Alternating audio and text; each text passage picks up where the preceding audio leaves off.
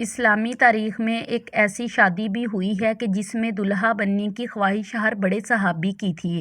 دوستو، آپ نے بہت سی شادیاں دیکھی ہوں گی، لیکن ہمارے پیارے پیغمبر حضرت محمد صلی اللہ علیہ وآلہ وسلم کی پیاری بیٹی حضرت سیدہ فاطمہ سلام اللہ علیہا کی شادی کی ایسی تقریب شادی سے کہ پیاری جس کوئی کے نہ لیے ہوگی۔ فرشتوں اور حوروں بھی تیاریاں کی۔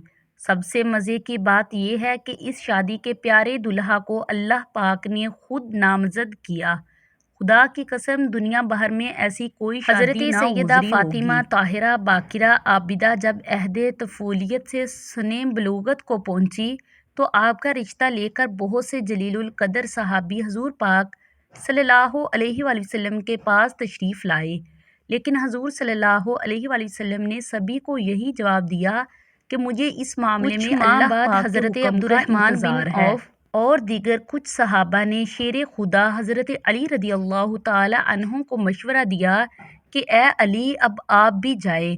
سب کو انکار ہو چکا ہے، لیکن جو آپ کی نسبت نبی پاک کے ساتھ ہے حضرت وہ کسی علی اور رضی کی اللہ نہیں تھی۔ تعالی عنہ کے رسول صلی اللہ علیہ وآلہ وسلم کی خدمت میں گئے کہ اتنی دیر میں اللہ کے محبوب نے فرمایا، اے علی، آج تمہارا آنا کیا فاطمہ کے رشتے کے لیے ہے؟ تو حضرت علی نظریں جھکا کر فرمانے لگے، جی یا رسول اللہ صلی اللہ علیہ وآلہ وسلم۔ تو حضور صلی اللہ علیہ وآلہ وسلم نے فرمایا کہ مجھے آپ صلی جبرائیل اللہ علیہ علیہ وآلہ السلام نے وسلم نے پہلے ان ہی کی خبر دے درخواست دی ہے۔ قبول فرمائی اور ارشاد فرمایا، اے علی، گھریلو ضروریات کی کوئی چیز تمہارے پاس ہے جسے تم وسیلہ بناؤ؟ تو حضرت علی رضی اللہ تعالی عنہ نے فرمایا، میرے پاس ایک تلوار، ایک اونٹ اور ایک ذرہ ہے۔ تلوار صلی کی تمہیں اللہ ضرورت علیہ ہے، وآلہ وسلم نے ہر وقت فرمایا، جہاد کے لیے تیار رہتے ہو اور اونٹ تمہاری سواری کے لیے ہے، وہ بھی ضروری ہے۔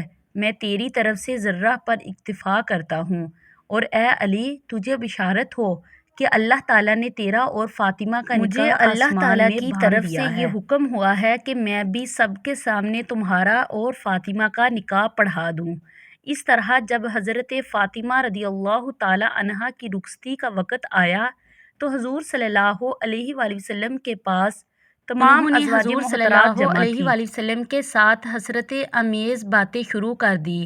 حضرت ام سلمہ رضی اللہ تعالی عنہا نے حضرت ختیجہ رضی اللہ تعالی عنہا کا تذکرہ کیا اور فرمانے لگیں کہ ختیجہ اگر آج زندہ ہوتی تو فاطمہ کے متعلق اور ہمیں ہماری کوئی آنکھیں روشن پریشانی نہ ہوتی۔ ہوتی۔ یہ سن کر حضور صلی اللہ علیہ وآلہ وسلم کی آنکھوں میں آنسو آ گئے اور فرمایا، ختیجہ جیسا کوئی بھی نہیں ہے۔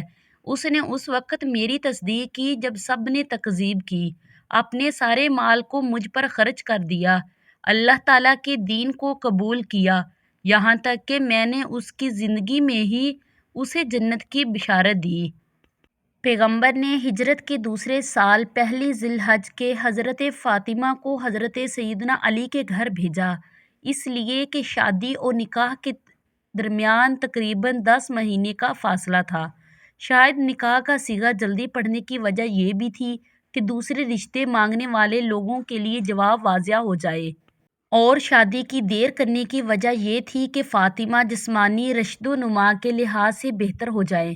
خاتون جنت کا جہیز، آقا نامدار، مدنی تاجدار، رسول ذی وقار، دونوں عالم کے مالک و مختار، حبیب کرم و کردار صلی اللہ علیہ وآلہ وسلم نے شہزادی اسلام حضرت بی بی فاطمہ رضی اللہ تعالی عنہا کو جہیز میں جو سامان دیا، اس کی فہرست یہ ہے کہ ایک کملی چادر، بان کی ایک چارپائی، چمڑے کا گدا جس میں روئی کی جگہ کھجور کی چھال بھری ہوئی تھی، ایک چھاگل، ایک مشق، 2 چکیاں اور 2 مٹی کے گھڑے۔ حضرت علی حضرت ام ایمن کے ساتھ حضور صلی اللہ علیہ وآلہ وسلم کی خدمت میں حاضر ہوئے۔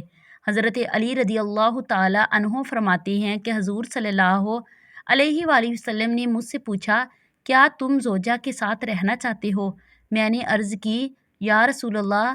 آپ صلی اللہ علیہ وآلہ وسلم نے ارشاد فرمایا، بڑی محبت و عزت سے، انشاءاللہ عز و جل، آج رات سے تم اپنی زوجہ کے ساتھ رہا کرو گے۔ رخصتی کی رات حضور صلی اللہ علیہ وآلہ وسلم نے اپنی لخت جگر کو ایک نیا جوڑا عطا فرمایا۔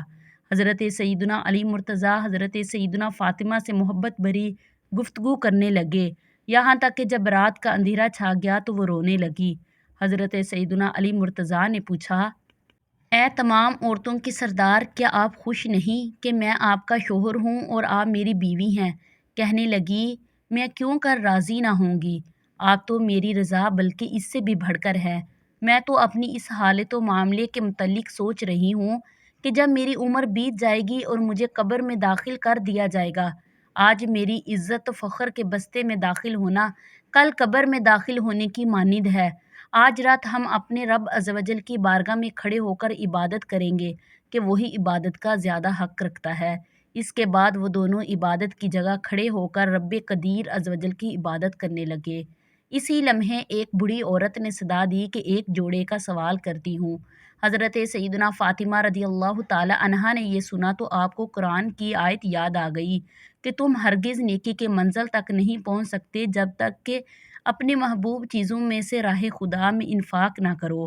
آپ نے شب زفاف میں ہی اپنی شادی والا جوڑا جو حضور صلی اللہ علیہ وآلہ وسلم نے انہیں دیا تھا اس بڑھیا سائل کو دے دیا۔ اللہ اکبر! چنانچہ حق زوجیت ادا کرنے سے پہلے ابتدائی 3 دن ان دونوں مقدس ہستیوں نے دن میں روزے اور رات عبادت الہی میں بسر کیے۔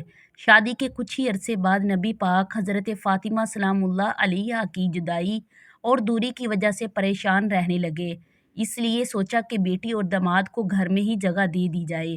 تو حضرت حارث بن نعمان رضی اللہ تعالی عنہ جو کہ جلیل القدر صحابی تھے، جب ان کو اس بات کا پتہ چلا کہ تو حضور صلی اللہ علیہ وآلہ وسلم کے پاس آئے اور کہا، خدا کی قسم میں چاہتا ہوں کہ میرے جو گھر آپ کے ساتھ ہیں وہ آپ لے لیں۔ حضور صلی اللہ علیہ وآلہ وسلم فرمانے لگے، اللہ تمہیں اس کا اجر دے۔ اس طرح سے حضرت علی اور حضرت فاطمہ رسول خدا صلی اللہ علیہ وآلہ وسلم کے ہمسائے بن گئے۔